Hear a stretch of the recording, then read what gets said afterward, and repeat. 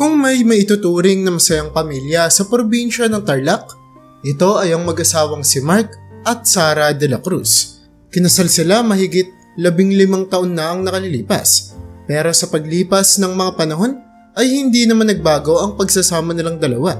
Sa katunayan ngayon ay mas matatag pa ito kaysa noong una. Biniyayaan nga rin sila ng 2 anak na pinangalanan nilang si Emma at si Jake. Maraming mga bagay ang talaga namang nagustuhan ni Sara sa asawa niyang si Mark, kaya dito ay napamahal siya. Simula pagkabinata pa lamang kasi ay nakikita na ni Sara kung gaano kadedikado ang kanyang asawa pagdating sa pagtatrabaho. Lalo na at gusto nitong maging matagumpay na businessman, kaya naman ginugugol niya ang lahat ng kanyang mga oras para lumago ang kanyang business. Ang unang sinimulan niyang negosyo ay patungkol sa mga sasakyan, na kung saan ay nagbebenta siya ng mga parts ng sasakyan. Ngunit hindi nga rin ito nagtagumpay at sa huli ay nalugi lamang siya sa negosyo.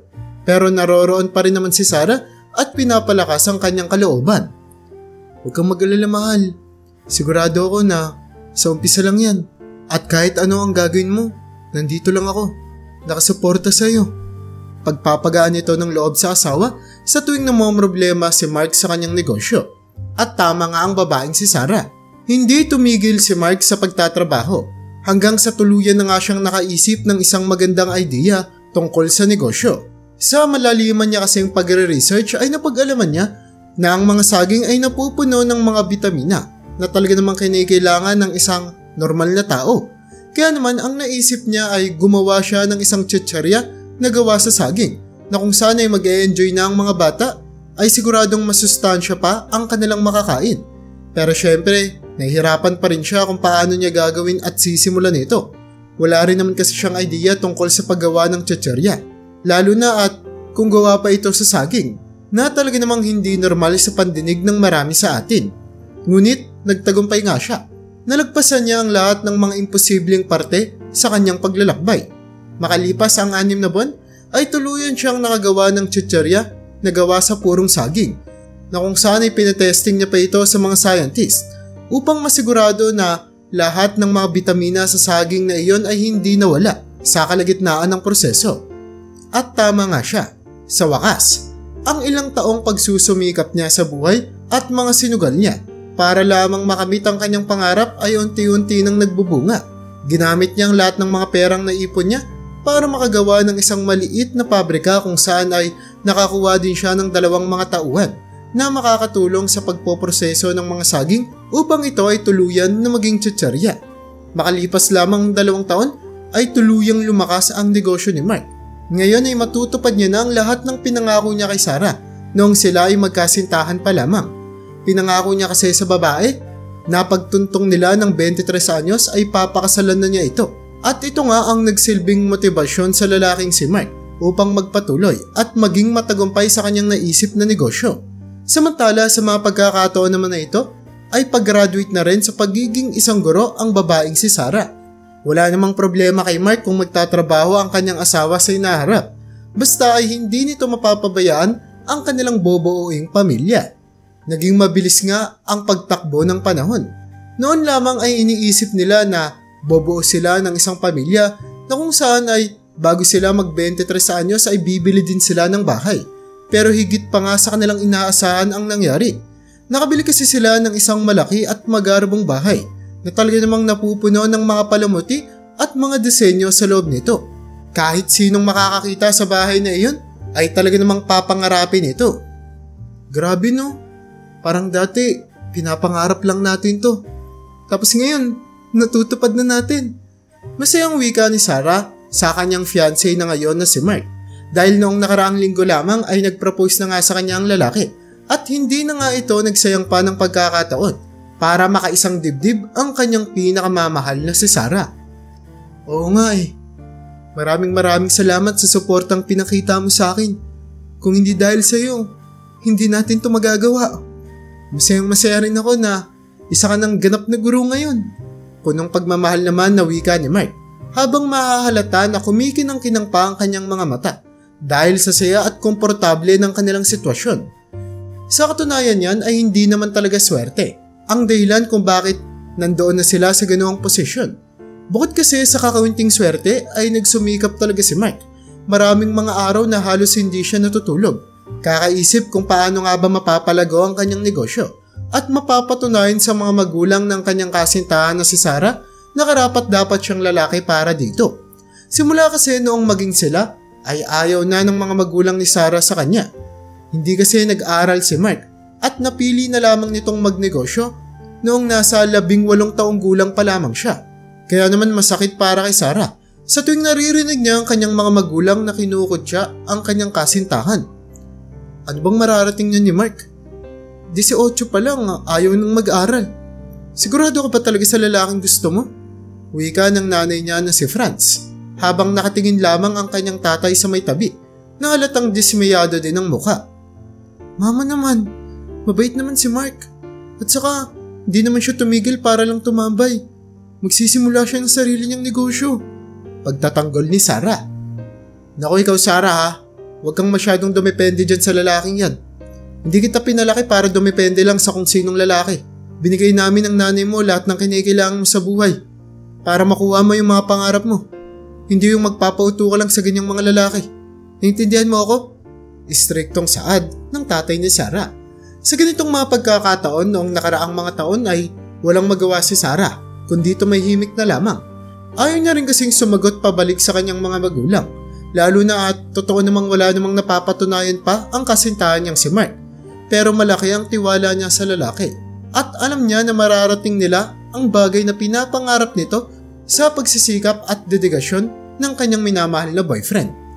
Ngunit kahit naging mapait man ang naging relasyon ng lalaking si Mark sa mga magulang ni Sarah ay hindi naman siya nagtanim ng galit dito dahil alam niya na gusto lamang ng mga magulang ni Sarah ang ikabubuti ng kanilang anak at sa pamamagitan nga ng pagtatagumpay niya sa buhay ay naipapakita niya sa mga ito na hindi naman nagkamali ng lalaki si Sarah na iibigin. Samantala sa kasilukuyang panahon nga, habang nasa loob ng bagong bahay, si Sarah at lalaking si Mark ay hindi naman ito maiwasan na isipin ang kanyang yumaong mga magulang. Bata pa lamang kasi si Mark ay namatay na ang kanyang mga magulang dahil sa isang sakit. Kaya naman simula 5 taong gulang siya ay tita niya na ang nag-aalaga sa kanya na kung saan ay minahal naman siya nito ng lubos at wala na siyang hihilingin pa dahil sa pagmamahal na pinakita sa kanya ng kanyang tiyahin. Ngunit, namimiss niya pa rin naman ang kanyang mga magulang. Naiinggit siya sa mga bata noon na may mga magulang na kasama. Kaya naman sa ganitong punto ng kanyang buhay ay hindi niya maiwasang isipin kung ano bang mararamdaman ng mga magulang niya kung sakaling makita nila ang lalaking si Mark na nagtatagumpay na sa buhay. Siguro, kung nandito lang sila, masayang-masaya sila para sa akin, no? Saad ni Mark habang nakatingin sa kisame ng kanilang bahay. Nilapitan at niyakap naman siya ni Sarah. Oo naman, sigurado akong masayang-masaya sila para sa iyo. Napaka-dedikado mo kaya. Determinado kang lalaki at napakasipag mo. Wala na silang hihilingin pa sa isang anak. Kung nasaan man sila ngayon, siguradong nakangiti sila, nakatingin sa iyo. Pagpapalakas naman ng loob ng babaeng si Sarah sa kanyang asawa. Hinalikan ni Mark ang kanyang asawa at dito ay nakaisip siya ng pwedeng idea. Bakit kaya hindi na lang muna natin dito patirahin yung mga magulang mo? I mean, masyado namang malaki tong bahay. Sapat na siguro sa atin yung 1 kwarto. Anong gagawin natin sa 5 kwarto dito sa bahay kung tayo lang nakatira? Pagbibigay suwestyon niya. Napatingin naman sa kanya si Sarah. Sigurado ka ba? Di ba ang tagal na nating iniisip na magbukod? Pagtatakang tanong ng babae. Napatingin naman sa malayo si Mark. Oo nga pero di ko naman ibig sabihin na ilalayo na talaga kita sa mga magulang mo. Saka gusto ko rin maramdaman kung ano nga bang pakaramdam ng may mga magulang dito sa loob ng bahay. Alam mo yun? Yung mas matanda sa akin? Pagpapaliwanag naman ni Mark. Nang dahil nga sa ganitong mga ugali ni Mark ay mas lalo lamang napamahal sa kanya si Sarah. Makalipas nga ang 15 taon ay nagkaroon na sila ng anak. Ang panganay nilang anak ay pinangalanan nilang Emma. 2 taon makalipas ay nanganak muli si Sarah at pinangalanan naman nila itong Jake, isang lalaking sanggol. Iniisip ni Sarah na sa ganitong mga pagkakataon ay mas lalong magiging determinado ang lalaking si Mark na magtrabaho at magsumikap sa buhay lalo na at may 2 biyayang dumating sa kanilang buhay. Ngunit tila ba kabaliktaran ang nangyayari. Silang dalawa kasing mag-asawa na ang nagmamanage ng negosyo. At sa katunayan yan, halos si Sarah na lamang lagi ang gumagalaw. Mas gusto na lamang kasi ni Mark na makasama ang kanyang mga anak. Siguro ay sawa na siya sa buhay may negosyo. Sa loob ng napakaraming taon niyang pagsusumikap ay sigurado namang kahit na sinong mortal na tao ay mapapagod. Kaya naman hindi na lamang ito inisip ng malalima ng babaeng si Sarah. Masaya din siya dahil kahit papaano ay nakakasama ng kanyang mga anak ng mas matagal na panahon ang kanilang tatay. Ngunit isang araw, habang nagtuturo ang babaeng si Sarah sa paaralan na pinapasukan niya dahil nagpatuloy siya sa pagiging isang guro, sa kabila ng pagmamanage niya ng negosyo ng kanilang pamilya, ay bigla na lamang may tumawag sa kanya na isang empleyado. "Ma'am, nasaan po kayo?" Agarang tanong nito mula sa kabilang linya. Nagtaka naman si Sarah. "Nandito ako sa school. Di ba sabi ko tanghali pa ako makakapunta dyan? May problema ba?" Pagtatakang tanong ng babae. Kasi ma'am, nag-report po kasi yung accounting department po natin. Nalugi po tayo nakaraang linggo ng 100,000. Hindi ko po alam kung paano tayo nalugi ng ganun stable naman po yung benta natin. Pag-aalalang wika ng kanyang empleyado. Nanlaki ang mga mata ni Sarah. Hindi niya maintindihan kung paano silang malulugi ng 100,000 dahil sinisigurado niya naman at laging chinecheck ang mga pumapasok na pera sa kanilang kumpanya at hindi niya nga nakakalimutang i-audit ito. "Ha? Paano naman tayo mawawala ng 100,000 nakaraang linggo? Tignan mo nga maigi. Baka nagkakamali ka lang." Pag-utos ni Sarah sa kanyang empleyado. Sinunod naman ito kagad ng nasa kabilang linya. Ngunit pareho pa rin ang resulta. Halos nasa 102,000 ang kanilang nalugi nakaraang linggo lamang. Ito ang kauna-unahang pagkakataon na nalugi ng ganito ang kanilang kumpanya. Kaya naman agad binaba ni Sarah ang tawag at tinawagan ang kanyang asawa. "Mark, nandiyan ka ba?" Wika nito habang nag-aalala. "Oo, bakit?" Bagong gising naman, nasagot ng asawa niya sa kanya. "Tanghali na, natutulog ka pa. Tumawag sa akin si Raven. Nalugi daw tayo ng 100,000 nakaraang linggo. Stable naman yung sales natin. Ano nangyari?" Pagtatakang wika ni Sarah. Ngunit hindi niya inaasahan ang magiging reaksyon ng kanyang asawa. Ang akala niya kasi na mas mag-aalala pa ito sa kanya ay kabaliktaran ng nangyari. Humikap ng malakas si Mark. "Oo, ano naman yun? Bakit ginising mo para sabihin yan? Pwede mo namang mamaya na sabihin yan Saad nito sa kanya. Nanlaki ang mga mata ni Sarah. Hindi siya makapaniwala na walang pakialam ang kanyang asawa sa laki ng pera na kanilang nalugi ng 1 linggo lamang. "Ha? Nababaliw ka na ba, Mark? Ninakawan yung kumpanya natin ng 100,000 tapos yun lang yung sasabihin mo?" Panggagalaiting wika ni Sarah. Ano naman nga, ang laki-laki naman ang kinikita ng kumpanya natin taon-taon. Di ba halos milyon-milyon naman yung tinataas ng kita natin kada taon? Ano mong pinag-aalala mo kung mawalan tayo ng 100,000? Pangangatwiran naman ni Mark na talaga namang hindi nagustuhan ni Sarah. "Sige, mag-uusap tayo mamaya." Seryosong saad nito at binaba na ang tawag. Pagkatapos ay bumalik na siya sa kanyang pagtuturo. Makalipas nga ang buong araw ay nakauwi na si Sarah na nanggaling siya sa pagtuturo niya sa eskwelahan at sa kumpanya ng kanilang asawa. "Bakit hindi ka man lang daw pumunta sa opisina kaninang umaga? Di ba nga tumawag ako na nawalan tayo ng 100,000? Bungad ni Sarah sa kanyang asawa pagkapasok niya pa lamang sa bahay. Nagkataon naman na nandoon ang dalawa nilang maliliit na mga anak. Kaya naman inutusan niya muna ang kanyang mga katulong na ilipat ang mga bata sa kwarto. "Sarah naman, kauwi mo lang, mananermon ka kagad." Palaban ng wika ng lalaki habang may hawak na kape sa kanyang kamay at nanonood ng TV. "Mark, bakit ba hindi mo pinoproblema yung nawala sa kumpanya natin? Paano kung sa susunod pang mga buwan, milyones na yung mawala sa atin Paano kung malugi tayo ng ganun? Ano gagawin mo? Paano bububuhayin yung pamilya mo? Paano mo pag-aaralin yung mga anak mo?" Paninermo ni Sarah sa asawa niya. At dito ay tila ba nairita na ang lalaki. Kung umalis ka na lang kasi sa trabaho mo para matutukan mo ng maayos yung kumpanya. Palaban na sabi nito.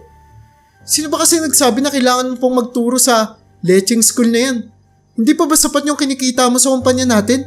Kasi yun na nga lahat na pupunta yung pera natin Tapos sinasayang mo pa yung oras sa pagtuturo mo. Panunumbat ni Mark sa kanyang asawa. Nadurog ang puso ni Sarah dahil umpisa pa lamang ng kanilang relasyon ay lagi niya nang sinasabi kay Mark ang pangarap niya na maging isang guro. Pero ngayon ay ginagamit na ni Mark ito laban sa kanya. Di ba napag-usapan na natin yung tungkol sa pagtuturo ko? Hindi naman nakakasagabal yun sa ginagawa kong trabaho sa kumpanya. Ang sabihin mo, kung tumutulong ka lang sana sa akin sa pag-manage ng kumpanya, hindi sana ako nahihirapan ng ganito. Pagtataas naman ang boses ni Sarah. At sa mga pagkakataong ito ay tuluyan ng tumuyo si Mark at dumiretso sa kanilang kwarto. Tila ba'y pagod na siya nang makarinig ng paninermo ng kanyang asawa. Nagsimula kasi ang pagbubunga nga sa kanya ni Sarah noong napagdesisyonan niya na magretiro na sa trabaho. Ayaw niya nang magtrabaho at gusto niya nang magpahinga na lamang sa kanilang bahay. Talaga namang kabaliktaran ito sa pag-uugali ni Mark na nagustuhan at totoong minahal ng babaeng si Sarah. "Oh no, tatalikuran mo na naman ako. Nasanay ka nang laging tinatalikuran ako, Mark. Hindi mo na lang ina-address lagi yung problema. Tapos magpapatong-patong lahat ng problema natin. Tapos sasabog ka. Pagod na ako sa ganitong buhay, Mark. Kung ayaw mo nang magtrabaho para sa pamilya mo, sabihin mo lang. Pagod na akong ilaban tong relasyon natin." Saad ng babaeng si Sarah sa kanya. Talaga namang mabibigat itong mga salita. At kahit na nawalan na ng gana sa buhay si Mark, ay masakit pa rin itong marinig mula sa kanyang asawa na nag-iisang babae na minahal niya sa kanyang buong buhay. Mag-asawa man sila pero hindi rin kasi alam ni Sarah kung ano ang nangyayari ngayon sa puso't isip ng lalaking si Mark. Simula kasi nang makuha na ni Mark ang kanyang mga mithiin sa buhay, ay unti-unti nang bumaba ang kanyang determinasyon. Kahit na nagkaroon pa siya ng 2 mga supling, ay pakiramdam niya, nakuha niya na ang lahat ng mga gusto niya sa buhay at sapat na ito. Ngunit hindi ganoon mag-isip ang kanyang asawa na si Sarah. Gusto ni Sarah na mas lumago pa ang kanilang kumpanya. Gusto niya na mas rumami pa ang kanilang kita at makapag-hire pa sila ng maraming empleyado. Nang sa gayon ay hindi na nila poproblemahin pa ang kanilang kinabukasan, lalo na ang kinabukasan ng kanilang anak. Kaya naman napagdesisyonan ng babae na mag-take over na sa kumpanya at palitan na sa pwesto ang kanyang asawa na si Mark. At nang marinig nga ni Mark ang mga sinabi ng asawa niya sa kanya, "Bakit ba kasi? Bakit hindi ka makontento?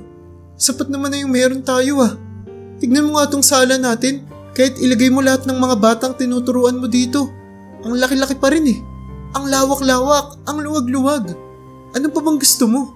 Hindi pa ba sapat yung meron sa atin? Tapos ngayon masisira yung pamilya natin dahil sa kakarampot na perang nawala sa kumpanya natin?" Wika ni Mark. Nahalata ang kalungkutan sa kanyang mga mata. Sa ganitong mga pagkakataon ay hindi na nga rin alam ni Sarah kung ano ang sasabihin niya sa asawa. Alam niya kasi na mababa lamang ang kasiyahan nito at sa kabila ng determinasyon nito noon ay masayang-masaya na ito sa kung ano ang meron sa kanila ngayon. Kaya naman hindi na siya nagtangkang sumagot pa at pinagbigyan na lamang si Mark na magkaroon ng sarili niyang oras upang makapag-isip-isip. Noong gabi din na iyon ay bumalik si Sarah sa opisina ng kanilang kumpanya upang linisin at tignan ng dahilan kung bakit nga ba nalulugi sila ng mga pera sa nagdaang mga linggo. Pero ang hindi alam ni Sarah ay may kinalaman pala ang asawa niya dito. Dahil nga sa nawalan na ng determinasyon at dahilan si Mark para kumita pa ng mas malaking pera, ay naisip niya isang gabi na magpunta sa kasino. Isang buwan na ito nakalilipas. Ginamit niya ang mga perang natitira sa kanyang sariling bank account na kung saan ay nahanap niya nga sa kasinong ito ang kasiyahan na matagal niya nang hindi nararamdaman. Napakahirap kasi kapag nasa iyo na ang lahat na para bang isang pitik lang ay kaya na nang magkakotse ng brand new at makabili ng panibagong bahay. Pero sa kasino ay talaga namang kakaiba at napakabago ng sistema para sa kanya. Pwede siyang mawala ng pera o pwede rin siyang magkaroon. Maraming posibilidad ang pwedeng mangyari. Hindi katulad sa totoo niyang buhay na kung saan ay sigurado na ang mga perang bumubuhos sa kanyang buhay. Gustong maranasan ni Mark na mawalan ng pera. Gusto niyang mabalik ang pakiramdam na kung saan ay nanggigigil pa siya sa kanyang mga pangarap. Kaya naman sa tuwing mga gabi na hindi pa nakakauwi ang kanyang asawa na si Sarah mula sa kumpanya, ay pasikretong pumupunta si Mark sa kasino sa kanilang bahay. Sa katunayan niyan ay naging hobby lang naman ito ni Mark. At wala naman siyang masamang intensyon sa tuwing ginagawa niya ito. Gusto niya lamang maglibang, pero hindi niya gustong malagay sa kapahamakan ng kanyang sarili o maging ng kanyang pamilya. Pero tila ba nalimutan ni Mark ang isang bagay na talaga namang nagbigay sa kanya ng leksyon sa buhay. At ito ay ang consequence sa lahat ng mga ginagawa mong aksyon. Ang simpleng hobby lamang kasi ni Mark ay mas lumala pa hanggang sa hindi na nga lamang libo-libo ang kanyang nagagastos, kundi umaabot na ito ng 100 mga libo. At tama ka nang naiisip, ang nawawalang pera sa kumpanya nila ng kanyang asawa ay siya mismo ang kumuha. Oh, ano Mark? Nandito ka na naman ah. Nakatakas ka na naman sa misis mo. Bati sa kanya ng kanyang kaibigan na si Frank sa loob ng kasino. Ngumiti at napakamot naman sa ulo ang lalaki. Oo nga eh. Busy pa sa negosyo namin. Kaya maglilibang muna ako dito. Sagot naman ng lalaki na tila ba ay gigil na gigil ng ilustay ang kanyang mga pera. Sa buong gabi nga niyon ay umabot ng 150,000 piso ang kanyang nagastos. Naubos na ang pera niya sa bangko pero hindi niya pa rin naman maiwasan ang kasiyahang nararamdaman niya sa kasino. Hindi niya alam na ang kasiyahan na ito ay naging addiction niya na. Kaya naman pinaplano niya ngang muling magnakaw sa kanilang negosyo upang sa gayon ay malustay niya sa kanyang bisyo. Kinabukasan ay pasimple siyang umuwi sa kanilang bahay at nabutan niya ngang natutulog na ang kanyang asawa. Iniisip ni Sarah na nanggaling lamang si Mark sa labas at nag-ehersisyo. Umaga na rin kasi siya nang makauwi kaya naman hindi niya iniisipan ng kakaiba ang kanyang asawa. "Oh Mark, nandyan ka na pala." Nalimpong-atang wika ng babae sa kanya. "Pasensya na nakaraang gabi kung nag-aaway tayo ah. Masyado lang din akong pagod sa trabaho. Alam ko naman na pinagsumikapan mo lahat ng to at hindi ko dapat sinabi yung mga bagay na yun. Pasensya ka na talaga." Buong pagpapakumbabang wika ng babae sa kanya.